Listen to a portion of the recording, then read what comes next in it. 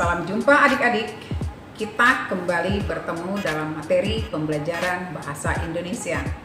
Hari ini kita materi pembelajaran bahasa Indonesia kelas 12 bab 5 dengan tema menyajikan gagasan melalui artikel. Hari ini kita bahas di bagian pertama. Kompetensi dasar yaitu mengevaluasi informasi baik fakta maupun opini dalam sebuah artikel yang dibaca. Sementara indikator mengevaluasi informasi baik fakta maupun opini dalam sebuah artikel yang dibaca. Siap ya adik-adik? Kita mulai dengan materi apa artikel. Artikel adalah suatu karya tulis dengan panjang tertentu yang berisi gagasan atau fakta yang dapat membujuk, meyakinkan, mendidik, dan menghibur pembacanya, serta dipublikasikan ke suatu media. Artikel menurut KBBI, karya tulis lengkap, misalnya laporan berita atau esai dalam majalah, surat kabar, dan sebagainya. Ciri-ciri artikel. Yang pertama, dibuat secara ringkas, padat, jelas, dan tuntas. Yang kedua, isi yang disampaikan didasari oleh fakta. Yang ketiga, bersifat formal dan faktual, menggunakan informasi berdasarkan suatu penelitian dan dapat dipertanggungjawabkan.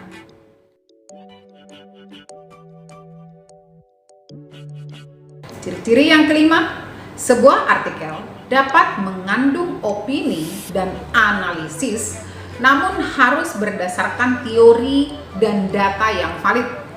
Keenam, penulisan artikel menggunakan bahasa baku atau resmi, serta kalimat yang lugas, logis, denotatif, dan efektif. 7. Metode penulisan artikel dibuat secara sistematis, sehingga pembaca dapat mengerti isinya dengan mudah. 1. Sarana untuk menyampaikan gagasan penulis kepada masyarakat. 2. Sarana publikasi hasil pemikiran secara ilmiah melalui jurnal ilmiah. 3. Membantu penulis untuk berpikir secara sistematis dan melatih penggunaan bahasa secara baik dan teratur. 4. Meningkatkan kompetensi dalam menulis. 5. Sarana untuk menjelaskan, membahas suatu masalah sesuai dengan bidang ilmu tertentu. Terakhir, memberikan dampak akademis kepada penulis artikel.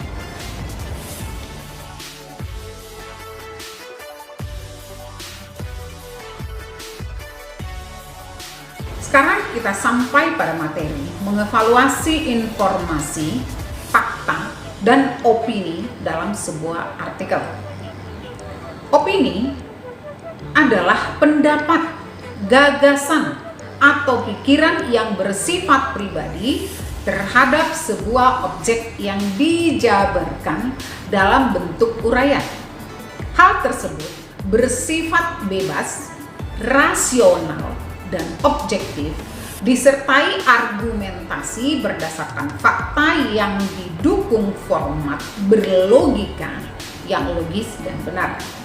Artikel opini ada dua macam. 1. Artikel opini khusus. Artikel ini dibuat oleh orang-orang khusus yang memang menjadi bagian anggota dari media atau orang di luar media. Yang kedua, artikel opini umum dibuat oleh masyarakat pada umumnya, di mana masyarakat tersebut mengirimkan tulisannya kepada sebuah media untuk dipublikasikan.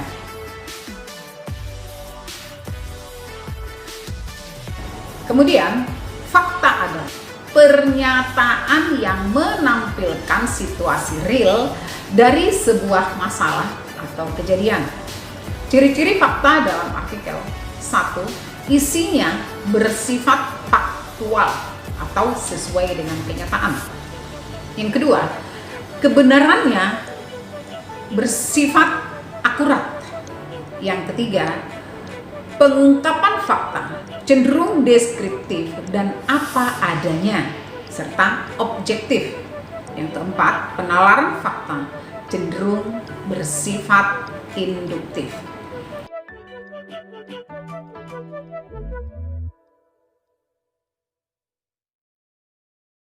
Bagaimana cara kita mengevaluasi informasi dalam artikel? Berikut kakak sajikan contoh. Kita bagi menjadi dua bagian. Bagian pertama fakta, bagian yang kedua opini. Fakta atau kalimat yang mengandung fakta. Opini atau kalimat yang mengandung opini. Pada fakta ada angka atau data pada kalimat yang diperkuat oleh kebenaran. Contohnya, telah dibagikan 10.000 kartu perdana kepada pelajar DKI Jakarta mulai tanggal 8 sampai dengan 15 September 2020. Sedangkan opini, apabila kalimat ini bersifat opini, bunyinya menjadi menurut Kepala Dinas Pendidikan setidaknya telah dibagikan 10.000 kartu perdana kepada pelajar DKI Jakarta pada minggu pertama bulan September 2020. Nampak jelas kan adik-adik mana perbedaan kalimat fakta dan mana perbedaan kalimat yang bersifat opini. Selanjutnya, bagaimana cara kita menyusun artikel opini? Yang pertama, tentu kita harus memilih tema. Untuk pemula, pilihlah tema yang ringan dan dekat dengan kehidupan sehari-hari. Contoh, pandangan tentang gaya bersosial media generasi milenial atau hal lainnya. Yang kedua, perbanyak referensi yang sesuai dengan tema. Nantinya, referensi ini akan digunakan untuk memberikan data-data dari fakta yang ada. Yang ketiga, buat kerangka artikel. Ada beberapa penulis yang membuat artikel tanpa memberikan garis besar atau kerangka terlebih dahulu. Namun untuk pemula, hal ini sangat dianjurkan.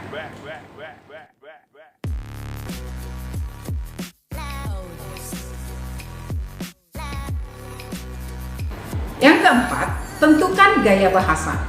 Sesuaikan gaya bahasa artikel opini kamu dengan media yang akan kamu kirimi artikel.